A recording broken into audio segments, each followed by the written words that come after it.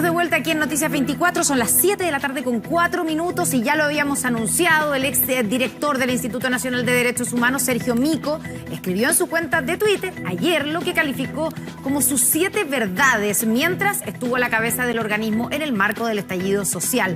Para hablar de este tema, también de su decisión anunciada de votar por el rechazo, nos acompaña Sergio Mico aquí en el estudio. Sergio, muchas gracias por estar con nosotros. Muchísimas gracias, Constanza, por la invitación.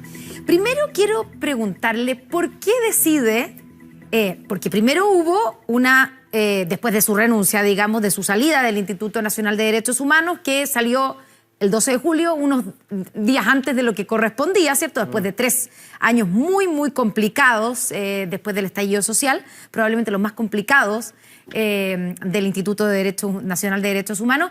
Primero viene una entrevista en el diario El Mercurio el fin de semana, y después estas 7 verdades ayer en un, voy a decir, en un hilo de Twitter, aunque no era un hilo, sino que fueron 7 posteos u 8. ¿Por qué decide publicar esto de las 7 verdades?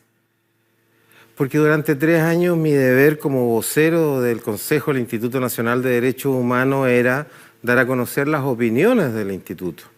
Pero cuando se me pide la renuncia y yo salgo del instituto, bueno, recuperé mi libertad de expresión, mi ansiada libertad de expresión, y creí que era conveniente contar mi verdad. Pero como está dicho ahí, Constanza, es mi verdad, y que la verdad, que es una bella frase de Lessing, la verdad sea reservada a Dios. Pero es mi deber y es mi derecho contar mi verdad ahora. Ahora, en esa verdad, que estoy recorriendo, digamos, su cuenta de Twitter, ¿cierto?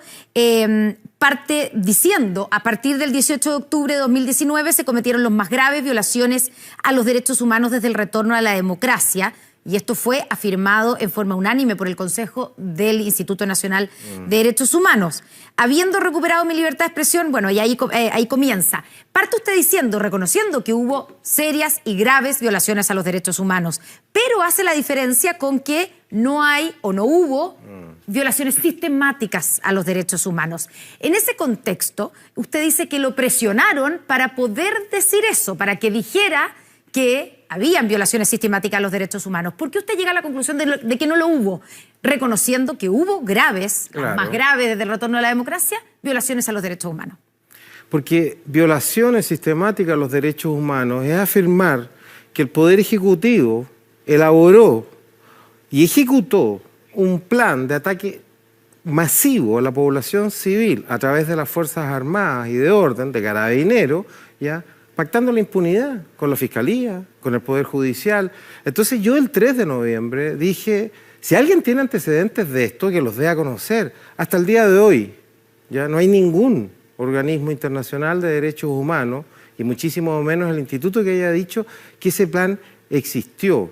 Y Connie, ¿por qué lo dije el 3 de noviembre? Por una razón muy sencilla, porque se empezó a afirmar que yo habría dicho que habían violaciones graves, masivas y sistemáticas, que es lo propio de una dictadura para el INDH. Y en ese ambiente de polarización y crispación dije yo que si vamos a afirmar que tenemos un poder ejecutivo que está realizando esto, bueno, eso se llama tiranía. Y las tiranías se denuncian, se condenan y se acaba con ellas. Y tú te das cuenta que el instituto en ese momento hubiese hecho esa afirmación, hubiese sido gravísimo para nuestra democracia. Chile, el Estado de Chile cometió graves violaciones a los derechos humanos, pero jamás dejó de ser un Estado democrático de derecho. Y por definición los Estados democráticos de derecho no organizan ataques ya masivos a la población civil. Ya. ¿Y quién, cuando usted dice que lo presionaron, quién lo presionó? Mira, durante 60 días el instituto vivió paralizaciones de parte de las 2 agrupaciones de funcionarios diciéndome, o usted declara esto o se va. Y hubo una toma de 180 días donde se dijo, o el Consejo declara, atención, porque se agregó otro tema que es concordante con esto, que hay presos políticos en Chile. Usted se va. Entonces, todas las agrupaciones, Connie, Federación Iberoamericana de Ombudsperson, la Comisión Global de Instituciones de Derechos Humanos condenaron lo que estaba ocurriendo en el instituto, porque el instituto es autónomo. Es decir, Nosotros, el Consejo del Instituto, decidimos quién dirige el Instituto y cuáles son sus políticas. Y acá, a través de las vías de hecho, particularmente a mí, se me quiso imponer algo que, como digo en esas 7 verdades, era violentar mi conciencia, por una parte, y por otro lado, avasallar con el principio de autonomía del instituto. Exactamente, usted dice, el Consejo del INDH fue presionado mediante paros de 60 días y una toma de 180 días para declarar que en Chile habían presos políticos. Me negué a vender mi conciencia y a destruir la autonomía del instituto y dije que en Chile no lo sabía. ¿No había presos políticos? Porque hay gente todavía que insiste. De hecho, hubo un proyecto de ley en el Congreso impulsado precisamente para poder dar primero digamos, una especie de amnistía, ¿cierto?, a presos de la revuelta y que, según algunos, son presos políticos. ¿Por qué no lo son, según usted? Por una razón muy sencilla, y vuelvo al año 73. Los chilenos y chilenas sabemos que presos políticos, y así lo señalé, son presos de conciencia. Es decir, son personas que están en la cárcel en razón de sus ideas y que no fueron condenados a través de un debido proceso. Los presos políticos, como lo dijo José Miguel Vivanco, son propios nuevamente de regímenes despóticos. Acá en Chile, afirmar que hay presos de conciencia nuevamente nos lleva al límite. Las democracias no tienen presos de conciencia. Y eso fue lo que dije. Y te agradezco también que hagas el contexto, ¿no? Hoy día y mañana quiero hablar no solamente de mis 7 verdades, sino que las 7 indignidades. ¿Cuáles son las 7 indignidades? Entre otras cosas, bueno, ¿y qué pasó con toda la gente que decía que había presos políticos? ¿Dónde están? ¿Dónde están los proyectos de ley que tú has dicho? ¿Dónde? Bueno, hay uno que está todavía en el Congreso. Sí, pero bueno, ¿quién lo promueve? Segunda cuestión, hoy día ya nadie dijo, no hay autoridades políticas, parlamentarias que dijeron que habían violaciones sistemáticas a los derechos humanos. Ya no existen, porque también otra de las condenas a mi persona era, tú no has pedido la refundación de Carabineros. ¿Quién está hoy día hablando de refundación de Carabineros? Entonces yo lo que digo son 2 cosas acá. Primera, indignidad. Tú no puedes hacer afirmaciones después de que no te haces cargo de las consecuencias que es. Las palabras tienen consecuencias. ¿Y a quién se refiere específicamente, Sergio? Bueno, y quizás es que yo en este sentido no quiero andar haciendo denuncias, pero simplemente vean las opiniones públicas. Bueno, te voy a decir, el comité del Frente Amplio dijo que habían violaciones sistemáticas de los derechos humanos. ¿Quién ejecutó esas violaciones sistemáticas de los derechos humanos? Bueno, Carabineros, según esa posición. Bueno, ¿quién hoy día dirige Carabineros de Chile? El general Yáñez. ¿Y quién era el general Yáñez? La persona encargada del orden público el 2019, el 18 de octubre. Entonces yo me pregunto, háganse cargo de las declaraciones. Entonces yo hoy día concluyo que evidentemente se llegó a una conclusión. No hay violaciones sistemáticas de los derechos humanos. Porque ¿Usted cree que se llegó a esa conclusión y que por eso hoy día no se habla del tema? Pero es que no es más que eso, porque se están tomando decisiones. Perdona, se está reforzando Carabineros. No se está refundando. Pero hay un proyecto de ley... No, de reforma de Carabineros. No, eso es el instituto, por unanimidad. El 2019 dijo que hay que hacer una reforma de Carabineros. Pero otra cosa es refundarla. Perdona, en la macrozona sur, ¿qué se está haciendo hoy día? Reforzando la presencia logística de Carabineros. Entonces yo te digo... Primera indignidad, insisto. Bueno, tú no puedes hacer afirmaciones y después no hacerte cargo de las consecuencias. ¿Se refiere al presidente de la República? Bueno, yo te digo, bueno, están las fuentes públicas, ahí están presentes, que los chilenos y chilenas juzguen quienes hicieron esa afirmación o no. Y te agrego otra. ¿Ah? Tú tienes que ser coherente. Y si cambias de opinión, porque si los hechos cambian, es un deber cambiar de opinión, tú tienes que decirlo, Constanza. O si no, es poco indecoroso, es poco decoroso. Cuando usted dice qué es lo que está pasando en la macrozona sur, el hecho de que se declare estado de excepción, ¿cierto? Ahí hubo un cambio en la postura del gobierno versus, ¿cierto? Cuando no eran gobierno, efectivamente, donde votaron siempre en contra los entonces diputados del Frente Amplio, que hoy día, ¿cierto? Uno está gobernando el país y hay otros que son ministros, votaron en contra. Pero ellos mismos lo han reconocido y han dicho que sí, que cambió el contexto y han dado una serie de explicaciones de por qué hoy día sí están a favor de, no con gusto, digamos, pero que no hay otra alternativa que declarar estado de excepción en la macrozona sur. ¿No es suficiente eso? Entonces me está haciendo decir cosas que no quisiera decir, pero ¿no le dieron entonces una explicación al Instituto Nacional de Derechos Humanos? ¿Por qué? Obviamente porque fuimos brutalmente criticados. por no decir estas cosas que hoy día parece que son evidentes. Yo simplemente pido eso. Ahora, no es mirando el pasado, tampoco es mirando el futuro. Nunca más. Nunca más se toma el instituto por 180 días para exigirle pronunciamientos políticos. Nunca más partidos políticos, nunca más fuerzas parlamentarias que quieren obligar al instituto, violentando su autonomía, en hacer declaraciones de cualquier signo y muchísimo menos después si los hechos demostraron que el instituto tenía razón.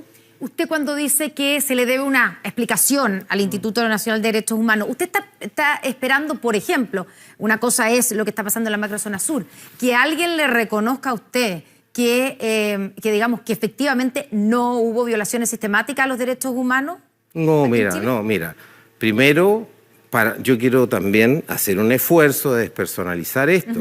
Lo que ocurrió ya ocurrió, pero tenemos que sacar las conclusiones. Y nuevamente te digo, yo la próxima vez, yo espero de las fuerzas políticas y sociales que presionaron al instituto para sacar este tipo de declaraciones que después demostraron además ser falsas, nunca más lo vuelvan a hacer. Ya. Con eso me conformo. Usted dice que es cosa de mirar, digamos, en las redes sociales, mirar las declaraciones, pero ha hablado insistentemente de partidos políticos, más allá de personas puntuales, partidos políticos y organizaciones sociales que presionaron al instituto para, por ejemplo, declarar que habían presos políticos. ¿Cuáles son esos partidos políticos? Bueno, el Partido Comunista, por ejemplo, cuando pide la renuncia de la dirección del Consejo, claramente era por razones políticas e ideológicas.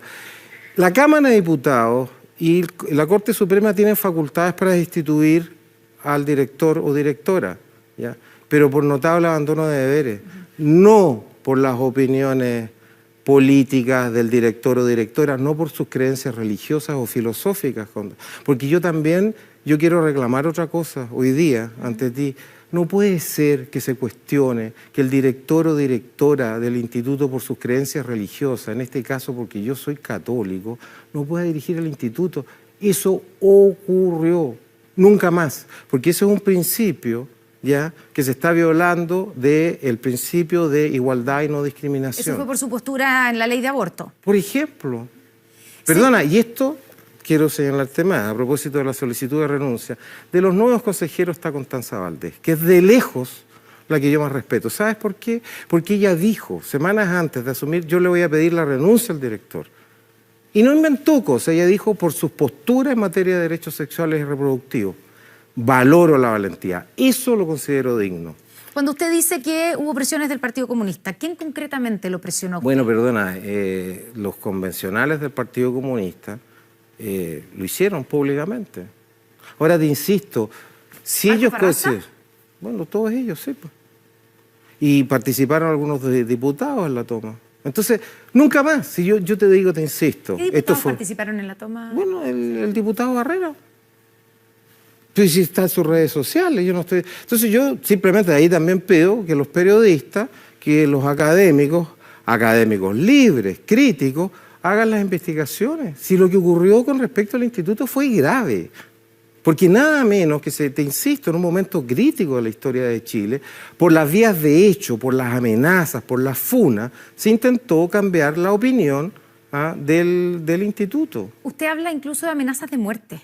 Pero, bueno, está lleno de eso. Pero que a través de redes sociales, ¿cómo se materializaron esas amenazas? De todo tipo, en la calle, a través del WhatsApp.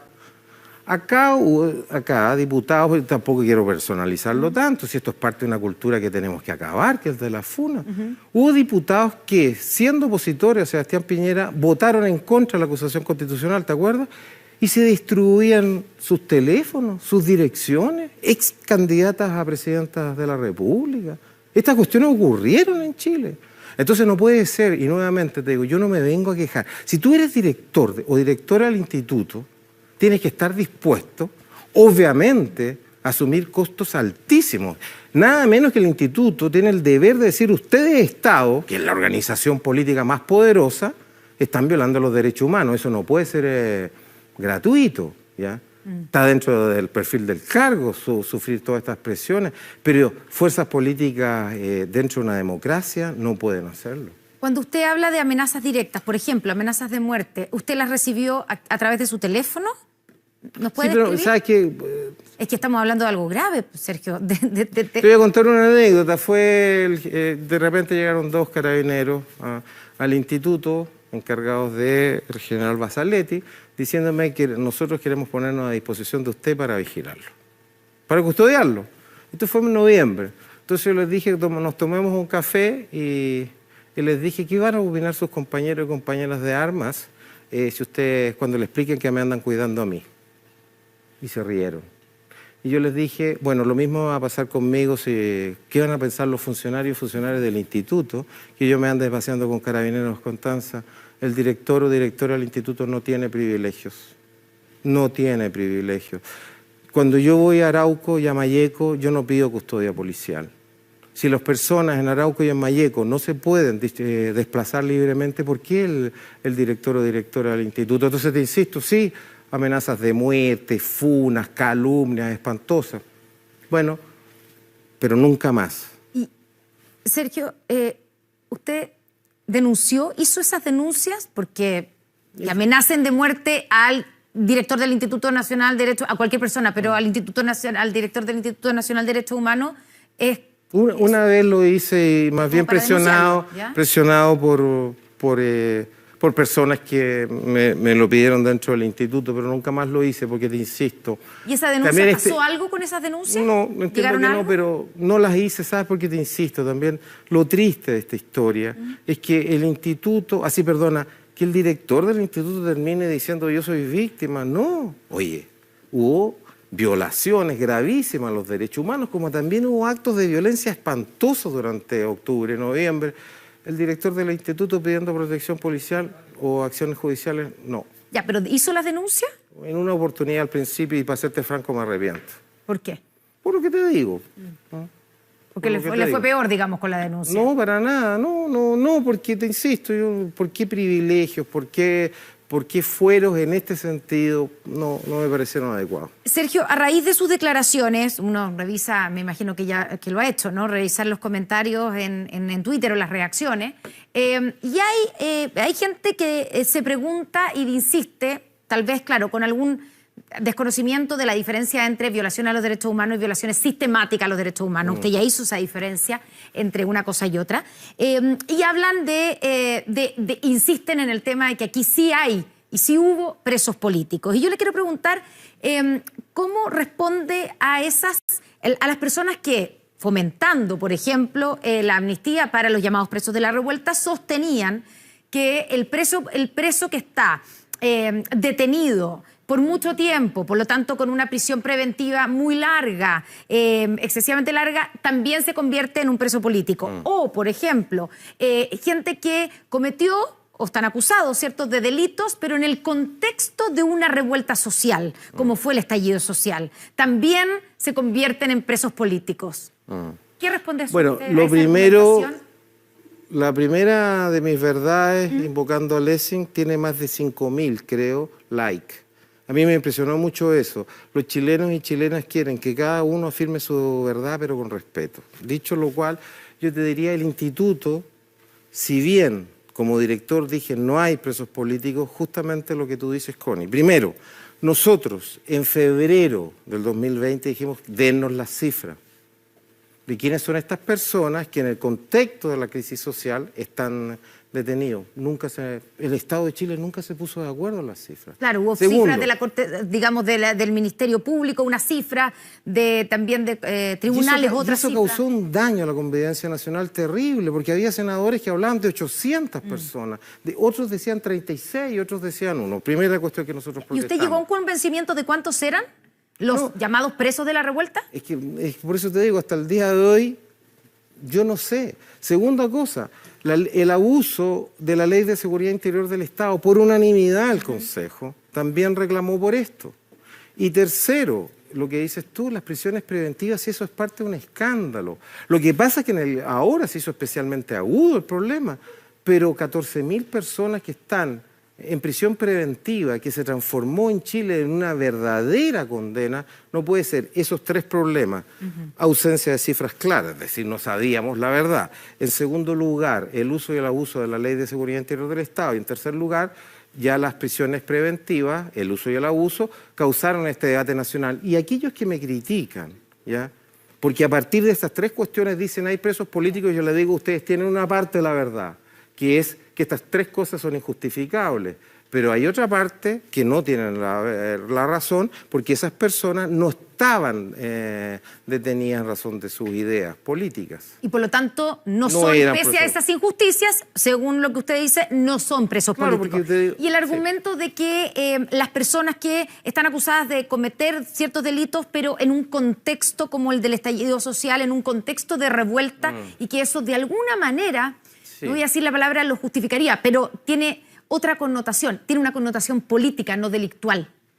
¿Eso no los convierte en presos políticos? Hay catedráticos y grandes defensores de los derechos humanos como Jaime Esponda, que sostiene, miren, la gente del IRA, que había realizado actos de sabotaje, incluso matado gente, eran presos políticos porque lo habían hecho con una justificación política, en un contexto político. Bien, eso es parte del debate, ¿ya? Pero te insisto, en la cultura nacional, dentro del contexto de un cuestionamiento agudo al Estado democrático chileno, bueno, yo dije lo que dije. Presos políticos son presos de conciencia sin debido proceso. Ahora, por último, lo has dicho bien, comprender no es justificar, pero yo también tengo que comprender la rabia que hubo, comprender en esa gente que partió a quemar por ejemplo, la puerta de la Catedral de Antofagasta. Yo me reunía con las asociaciones de familiares de ellos y me empezaban a contar todos los casos, brutales injusticias, de gente que de repente reventó en su violencia, en lo que yo he llamado la justa ira, ¿ya? Justa ira, pero muy mal canalizada, pero eso es comprenderlo, pero no es justificarlo, porque justificar es hacer algo que es injusto, transformarlo en justo. Sergio, usted dice en una entrevista que dio a Radio Pauta, dice que hubo llamados a tomarse la moneda después del estallido social. ¿Cuándo ocurrió eso? ¿En qué, digamos, y quién hizo esos llamados?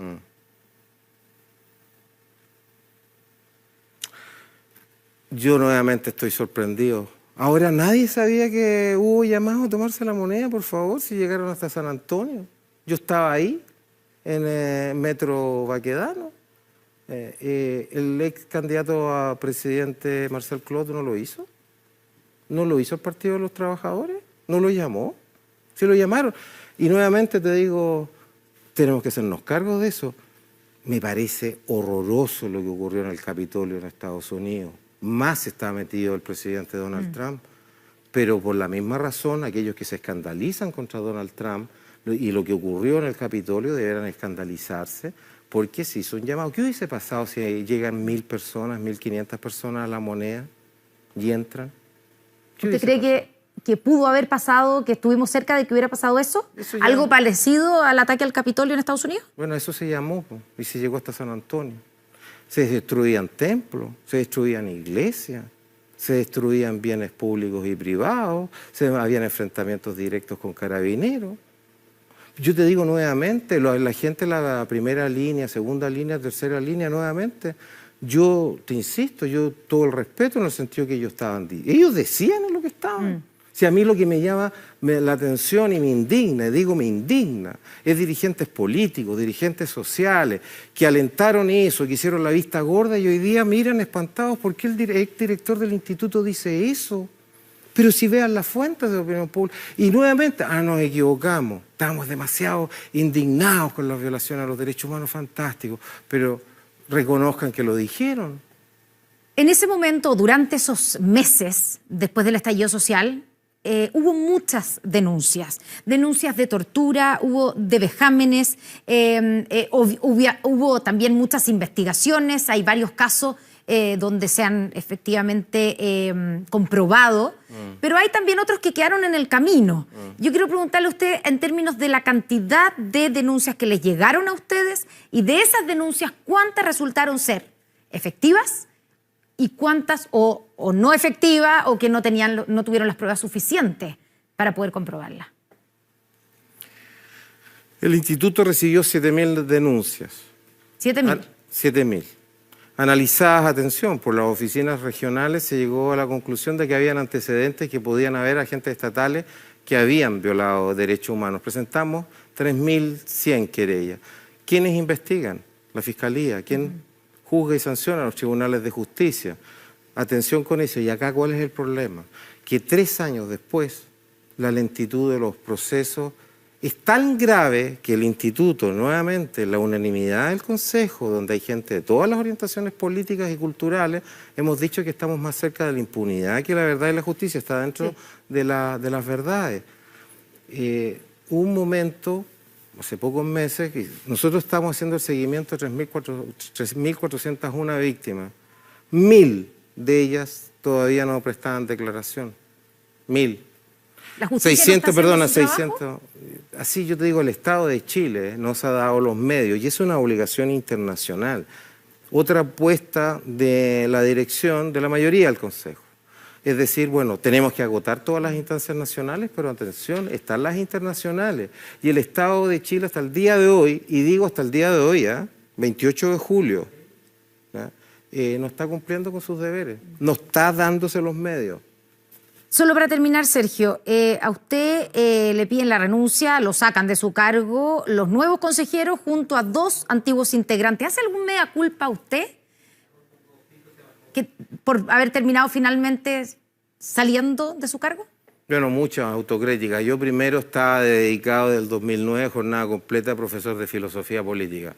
Y de repente me encontré ante algo que como no estaba preparado.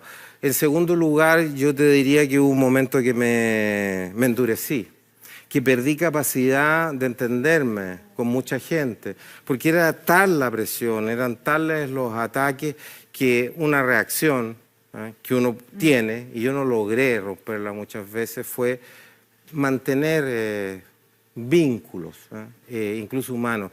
Y fue tal la polarización dentro del instituto que nos metimos cada uno en trincheras. Y obviamente yo como director del instituto soy el principal responsable de no haber logrado romper esto. Y esto terminó en algo tan triste como 3 semanas antes del término del mandato del director, de mi persona, se me pide la renuncia. Entonces, eso habla de un clima de crispación, de polarización que yo no logré contener. Y de hecho, si volviera para atrás, haría un mucho mayor esfuerzo de dialogar con todo el mundo. Sergio Mico, exdirector del Instituto Nacional de Derechos Humanos, muchas gracias por esta conversación aquí en Noticias 24. Muchísimas gracias a ti, Constanza. Nosotros nos vamos a una pausa. No, nos vamos al 24horas.cl.